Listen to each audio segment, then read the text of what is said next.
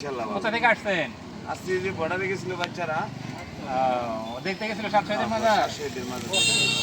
এগুলা পিছনে কি আছে? ব্যাগে কি?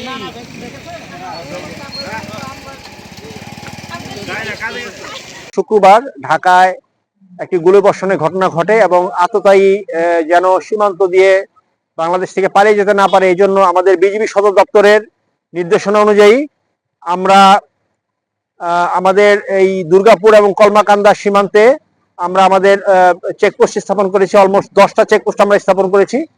সকল প্রকার যাত্রী, সাধারণ এবং বহিরাগত কোনো লোকের আগমন আমরা এখানে চেকপোস্টের মাধ্যমে পর্যবেক্ষণ করছি।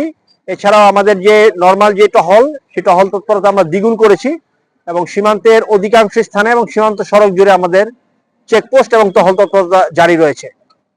আমরা এই বিষয়ে আমাদের স্থানীয় জনসাধারণ, বিশেষ করে আমাদের যে সকল বিভিন্ন গোয়েন্দা তৎপরতা আমাদের সাথে যারা যুক্ত, এছাড়াও সীমান্তবর্তী এলাকাতে যে সকল বাড়িঘর রয়েছে, প্রত্যেকটি বাড়িঘরে এমনকি বিভিন্ন দোকান এবং বাজারে আমরা এই তথ্যগুলো দিয়েছি এবং আততায়ীকে যদি দেখা যায় তাহলে শনাক্তকরণের জন্য প্রত্যেকের সহযোগিতা কামনা করেছি।